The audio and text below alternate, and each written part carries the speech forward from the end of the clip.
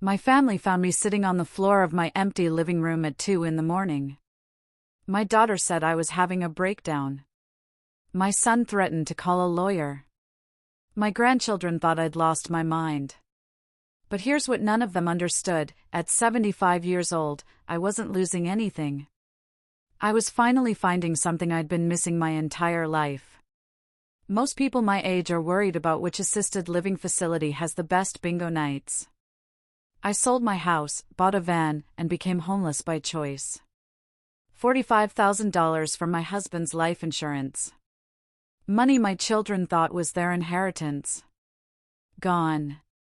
Into a vehicle with a bed the size of a coffin and a bathroom smaller than an airplane toilet. The day I drove away, nobody came to say goodbye.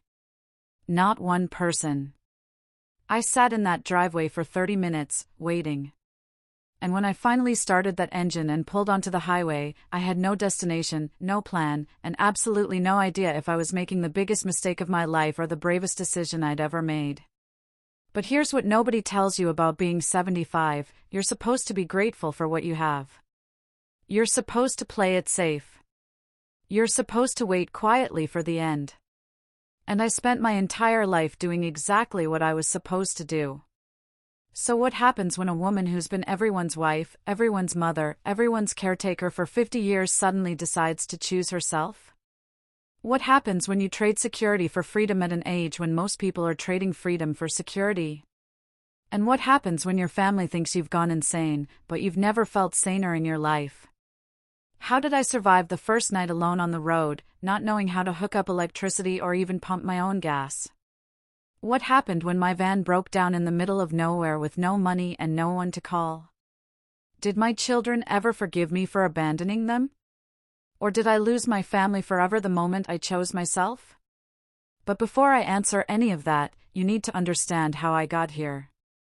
Because this story doesn't start with me buying a van. It starts years before that, in a quiet moment that changed everything. They found me sitting in the middle of my empty living room at 2 in the morning, surrounded by boxes and the ghosts of 50 years. My daughter thought I was having a breakdown.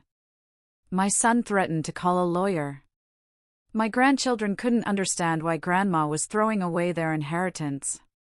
But here's what none of them knew: I wasn't losing my mind. I was finding it. For the first time in 75 years, I was about to discover who Margaret really was when nobody was watching, when nobody needed anything from me, when I finally stopped being someone's wife, someone's mother, someone's safety net. And it terrified me more than anything I'd ever done. Let me take you back to the moment everything changed. It wasn't dramatic. There was no lightning bolt, no divine intervention. It was a Tuesday afternoon, 3 years after my husband died. I was dusting the china cabinet, the one we got as a wedding gift in 1968, when I realized I was cleaning objects that hadn't been used in decades. Beautiful things, expensive things, meaningless things. I opened every drawer in that house, every closet, every box in the attic. 50 years of accumulation. 50 years of playing the role everyone expected. And suddenly, I couldn't breathe. That night, I did something I'd never done before. I opened my laptop and searched for one thing: used camper vans for sale. My hands were shaking. I felt like a teenager sneaking out after curfew.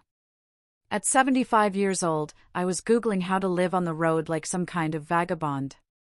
My husband would have had a heart attack. My mother would have disowned me. But they were gone. And I was still here, with maybe 10 good years left if I was lucky, and I'd spent every single day of my life doing what other people thought was right. I found her 3 days later. A 2015 Ford Transit, converted into a tiny home on wheels. White exterior, wooden interior, a bed that folded down, a small kitchen, a toilet the size of an airplane bathroom. It was ridiculous. It was impractical. It was perfect. The owner was a young couple who'd traveled across the country and were now settling down to have a baby. They looked at me like I was their grandmother, which technically I could have been. The husband kept asking if I was buying it for my grandchildren. I smiled and said no, it's for me. The look on his face was priceless. I paid cash. $45,000 from the life insurance policy my husband left me. Money my children assumed would eventually come to them.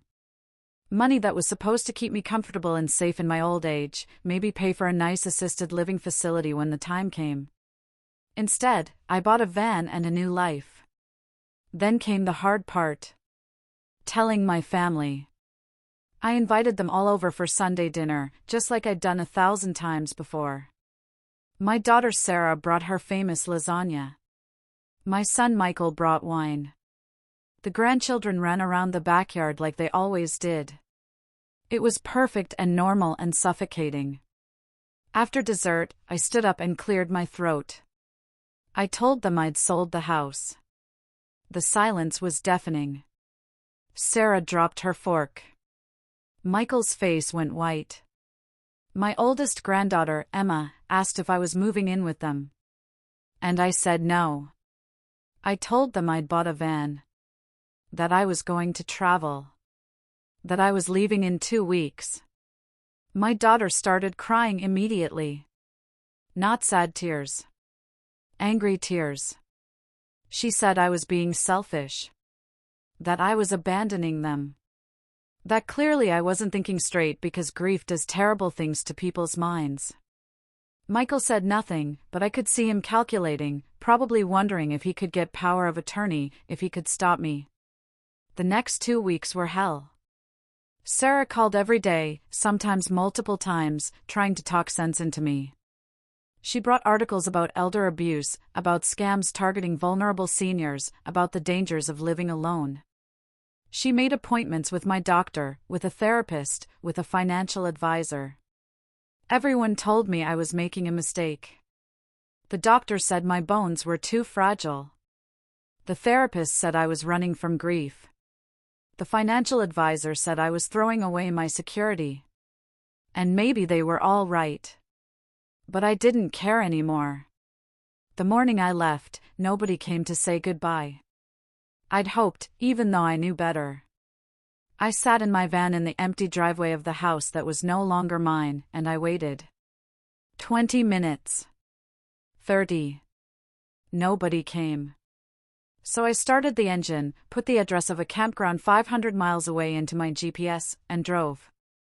I didn't look in the rearview mirror. If I had, I might have turned around. The first hour, I felt free. The second hour, I felt powerful. By the third hour, I was terrified. What had I done? I didn't know how to change a tire. I'd never pumped my own gas until I was 60. I'd spent my entire adult life in a 3-bedroom house in the suburbs, and now I was driving a vehicle I barely knew how to operate toward a place I'd never been, with no plan and no safety net. My hands were gripping the steering wheel so tight my knuckles were white. Every truck that passed me made the van shake. Every strange sound from the engine made my heart race. I pulled over at a rest stop somewhere in Pennsylvania and sat there for an hour, just breathing. An elderly man with kind eyes knocked on my window and asked if I was okay. I lied and said yes.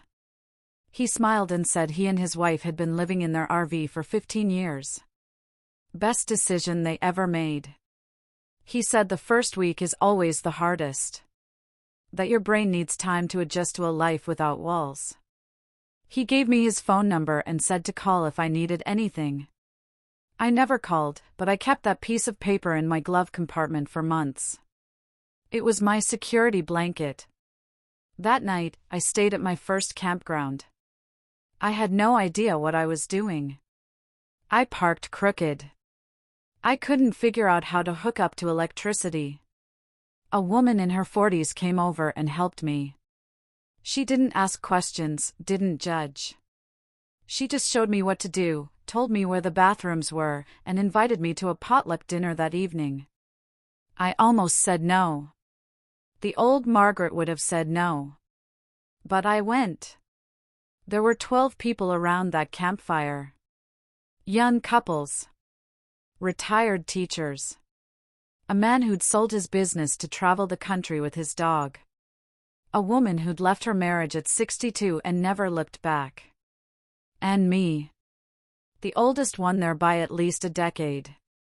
They asked my story. I told them the short version. They didn't look at me with pity or confusion. They looked at me with respect. One woman raised her beer and said, 75 and finally free. Hell yes. We toasted to that. To freedom. To second chances. To the courage it takes to disappoint everyone you love in order to save yourself.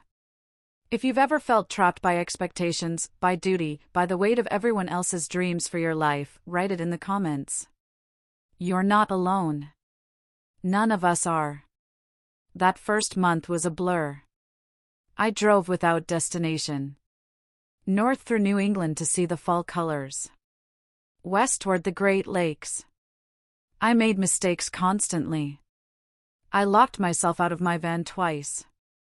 I ran out of water in the middle of nowhere. I got lost so many times I stopped counting. But I also saw things I'd only seen in pictures. Sunrises over mountains. Small towns where everyone knew each other's names. Diners where the coffee was terrible but the conversations were beautiful. I learned to be alone with myself, which was harder than any physical challenge. For the first time in my life, there was no schedule. No one needed dinner at 6. No one needed me to remember their doctor's appointments or their favorite dessert. The silence was overwhelming.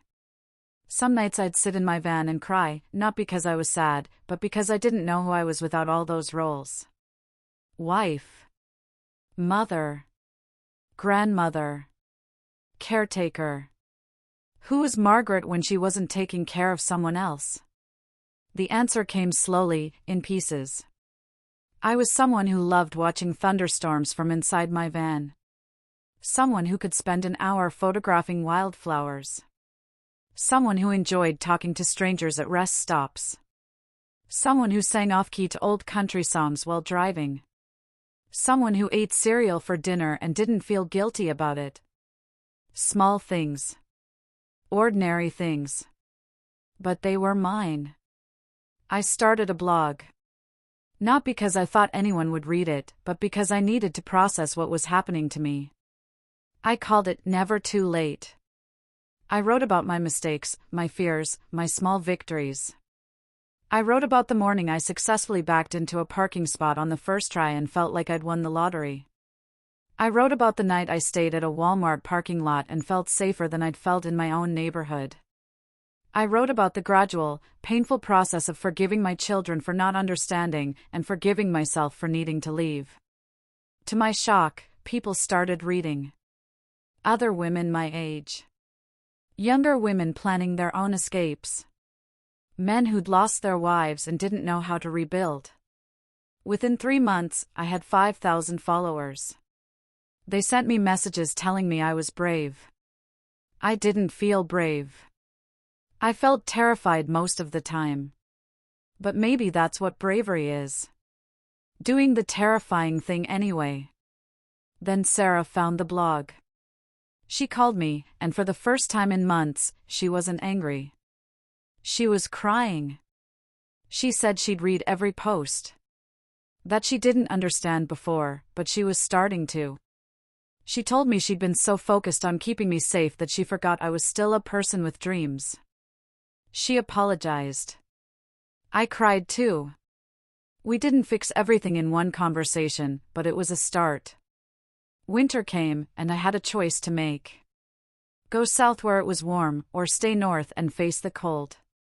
I went south. I drove through Virginia, the Carolinas, Georgia. I spent Christmas in Florida at a campground full of snowbirds. People called me Maggie now, a nickname I'd never used before. I liked it. Maggie felt younger, freer.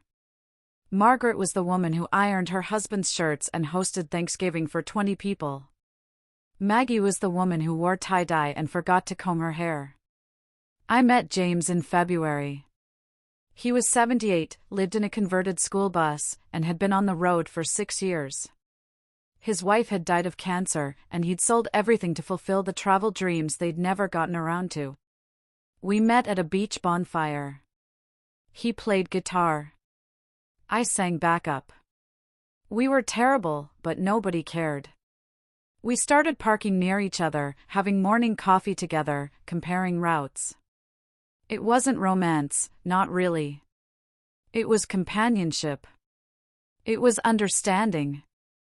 It was two old souls who'd chosen the same unconventional path. He told me something I'll never forget. He said, "People think we're running away from something. They're wrong. We're running toward something. Toward the people we were always supposed to be." He was right. I wasn't running from my old life. I was running toward my real life. But the universe has a way of testing you right when you think you've figured things out. In March, my van broke down. Completely. Catastrophically.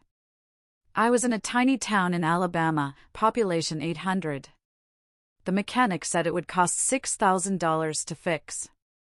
I didn't have $6,000. I'd been living on my Social Security and the money from selling the house, and it was running lower than I'd planned. I sat in the parking lot of that repair shop and faced the reality I'd been avoiding. This was it. The moment my children had warned me about. The moment where my foolish adventure came crashing down and I had to admit defeat.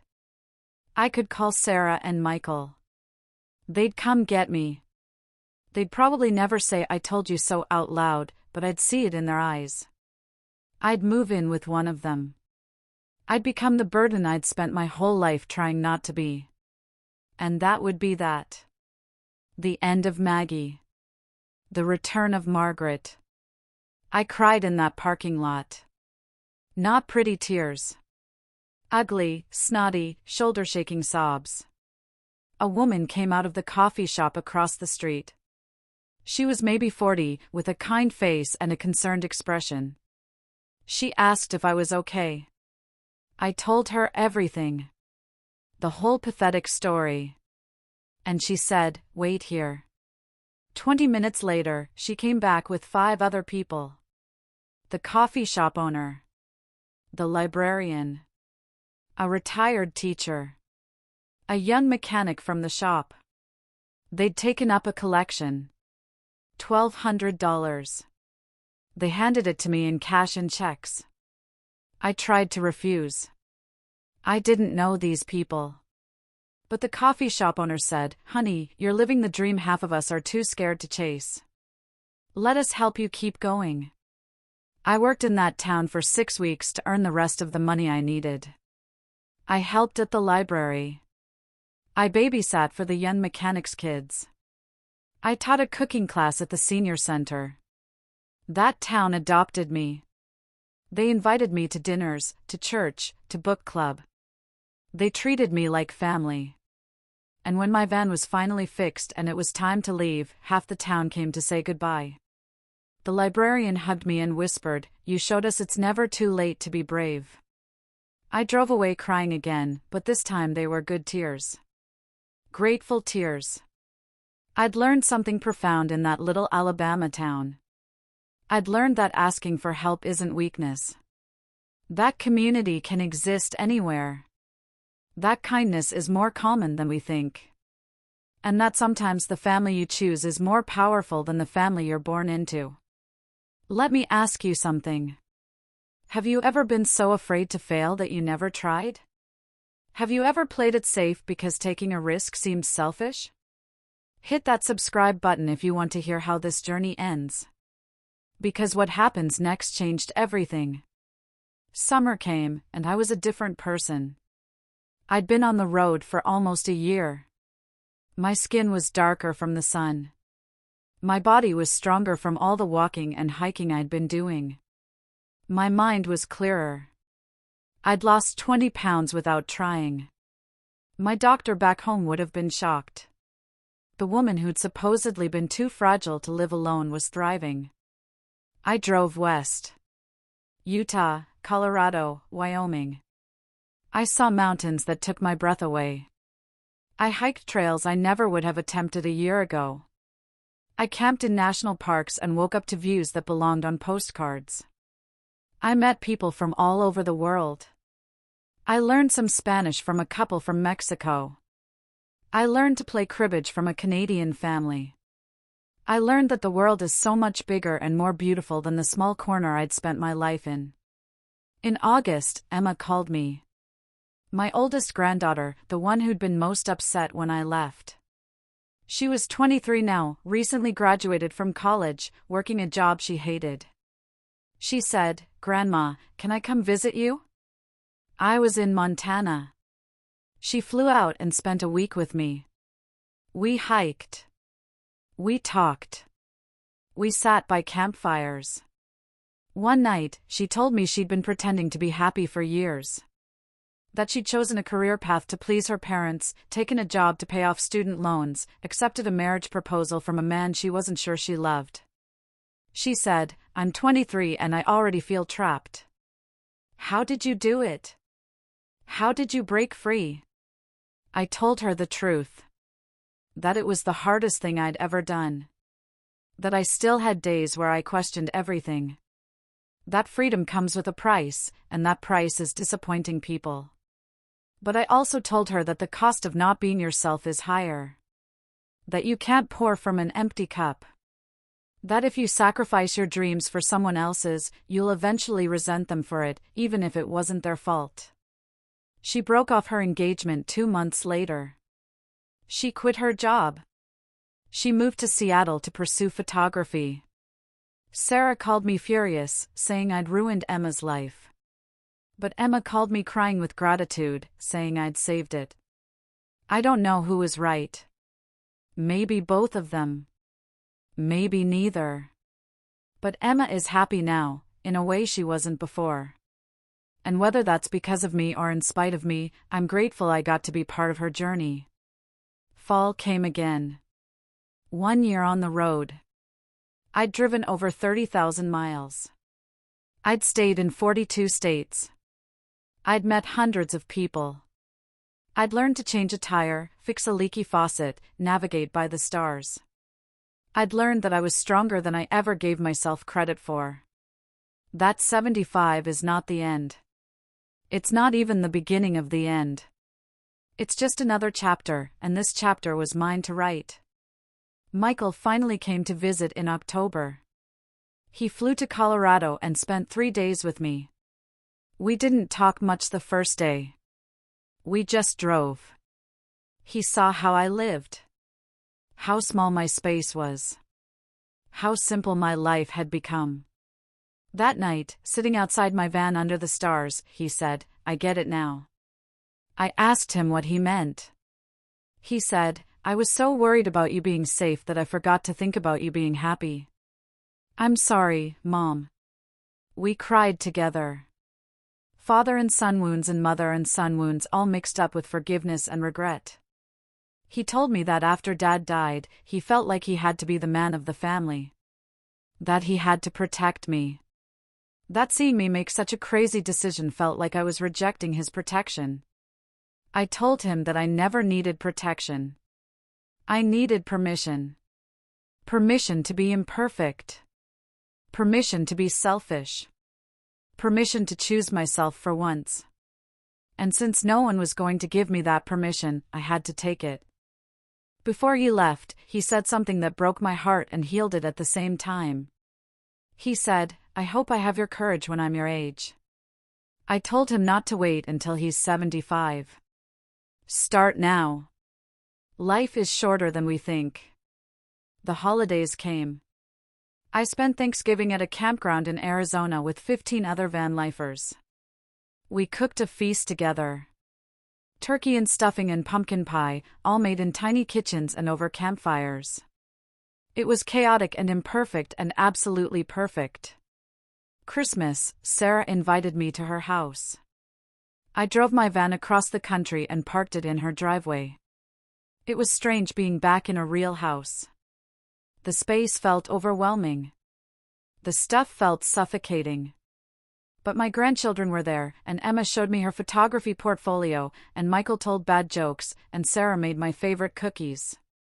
On Christmas morning, Sarah gave me a gift. It was a photo book.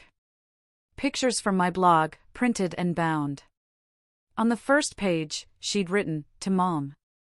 The bravest woman I know. Thank you for teaching us that it's never too late to start over. I love you." I sobbed. Ugly Christmas morning sobs. My grandchildren thought something was wrong. But nothing was wrong. Everything was right. My family saw me now. Really saw me. Not as a mother or grandmother or widow. But as Margaret. As Maggie. As myself. I left after New Year's. I had places to see. People to meet. A life to live. But this time, I left with their blessing. With their support. With their understanding. It's been 18 months now since I sold everything and bought this van. People ask me all the time if I regret it. If I miss my old life. If I'm planning to settle down again. The answer is complicated. Do I miss having a full-size shower? Absolutely. Do I miss my garden? Sometimes. Do I miss the security of a permanent address? Occasionally. But do I regret choosing myself? Not for a single second. Here's what I've learned living on the road at 75 years old. I've learned that comfort is overrated. That security is often just another word for stagnation. That the things we think we can't live without are usually the things holding us back. I've learned that my body is stronger than I believed. That my mind is sharper when it's challenged. That my heart is bigger when it's open. I've learned that age is just a story we tell ourselves. Society says that at 75, you should be winding down, playing it safe, waiting. Waiting for what? Death? No, thank you. I'd rather live until I die. I'd rather wear out than rust out. I'd rather risk everything than risk nothing at all. I've learned that family isn't just blood. It's the woman who helped me with my hookups at that first campground. It's the town in Alabama that took up a collection. It's James and his school bus and his terrible guitar playing. It's the community of nomads who understand that sometimes you have to lose everything to find yourself. But I've also learned that family is blood. That my children love me even when they don't understand me. That their fear came from a place of caring. That forgiveness is a gift you give yourself as much as the other person. Sarah and I talk twice a week now. Michael sends me pictures of places he wants to visit when he retires.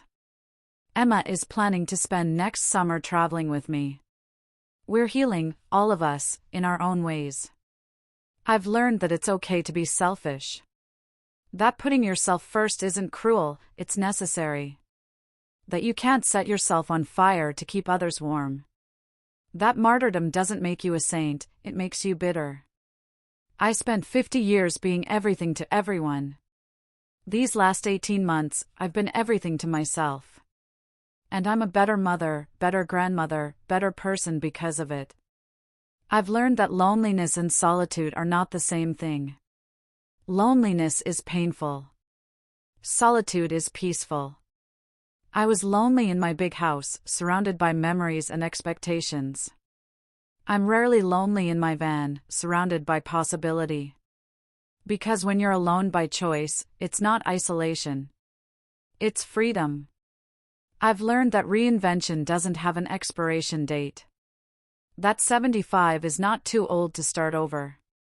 That 80 is not too old. That 90 is not too old. That as long as you're breathing, you have the right to change your mind about your life. You have the right to choose differently. You have the right to pursue joy, even if it disappoints people. Especially if it disappoints people. Most importantly, I've learned who I am when nobody's watching. I'm someone who prefers sunrises to sunsets. Someone who loves the sound of rain on the van roof. Someone who can spend hours just sitting and thinking. Someone who cries at beautiful views. Someone who laughs at her own jokes. Someone who doesn't need much to be happy. Someone brave and scared and alive and free. My van broke down again last month. This time I fixed it myself.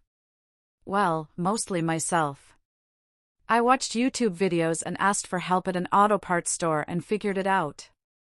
76 years old and I changed my own alternator. My husband would have fallen over in shock. My mother would have had a heart attack. But I did it. And I was so proud of myself I took a picture and sent it to my whole family. Emma replied with a string of muscle emojis. Michael called to tell me I was showing him up. Sarah said, "That's my mom." So here I am, 76 years old, living in a van, with no permanent address and no regrets. I don't know where I'll be next month. Maybe the Pacific Northwest. Maybe down to Mexico. Maybe somewhere I've never heard of. The beauty of this life is that I don't have to know. I don't have to plan. I don't have to ask permission or explain myself or justify my choices. If you're watching this and thinking about your own life, about the dreams you've deferred, the risks you haven't taken, the person you might be if you just had the courage, let me tell you something. You do have the courage. It's in there. It's just buried under layers of should and supposed to and what will people think. But it's there. You don't have to sell your house and buy a van. That's my story, not yours. Your story might be going back to school at 50. Starting a business at 60. Ending a marriage at 70. Moving across the country at 80. Whatever it is, whatever that voice inside you keeps whispering, listen to it. Because that voice is you. The real you. The you that exists underneath all the roles and responsibilities and expectations. Will people judge you? Absolutely. Will people say you're crazy? Probably. Will people try to stop you?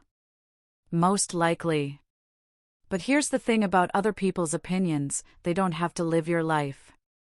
You do. And when you're lying on your deathbed, the regrets won't be about the things you did. They'll be about the things you didn't do. The chances you didn't take. The dreams you didn't chase.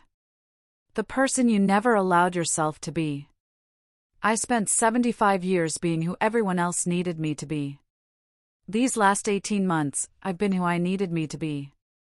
And I'm finally happy. Not happy in a everything is perfect way. Happy in a I am living my truth way. Happy in a I chose myself way. Happy in a I have no idea what tomorrow brings and that's okay way. Before I go, I want to say something to my children, if they're watching this. Sarah, Michael, I know I scared you. I know I disappointed you. I know you wanted me to stay safe in that house, surrounded by memories, waiting for the end. But I couldn't do it. I couldn't let your fear of losing me stop me from finding me. I love you. I will always love you. But I love myself too now. And that's not selfish. That's survival. To Emma and all my grandchildren, I hope I've shown you something important. I hope I've shown you that it's never too late to choose yourself. That you don't have to wait for permission to live your life. That age is just a number, and the only timeline that matters is your own. Don't wait until you're 75 to start living. Start now. Take the risk. Make the leap. Choose yourself. You won't regret it. To everyone else who's watching, thank you for coming on this journey with me. Thank you for the comments, the messages, the encouragement. Thank you for seeing me as more than just an old woman in a van. Thank you for understanding that this isn't about running away. It's about running toward freedom. Toward authenticity. Toward life. If this story resonated with you, if it made you think about your own life, your own dreams, your own courage, leave a comment below. Tell me what you'd do if you weren't afraid. Tell me what's stopping you. Tell me your story. Because we're all in this together. We're all trying to figure out how to live authentically in a world that wants us to conform. We're all trying to be brave enough to disappoint people in order to honor ourselves. And if you know someone who needs to hear this message, someone who's playing it safe, someone who's waiting for permission, someone who's forgotten that they have the right to choose themselves, share this video with them. Sometimes we all need a reminder that it's never too late. That 75 is not too old. That right now, whatever age you are, is the perfect time to start over. I'm Maggie. I'm 76 years old.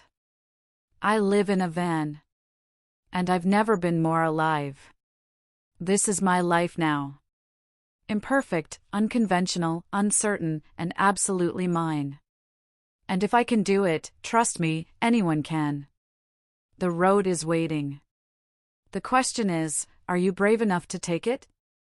Don't forget to like this video and subscribe to follow more of my journey. Because this story isn't over.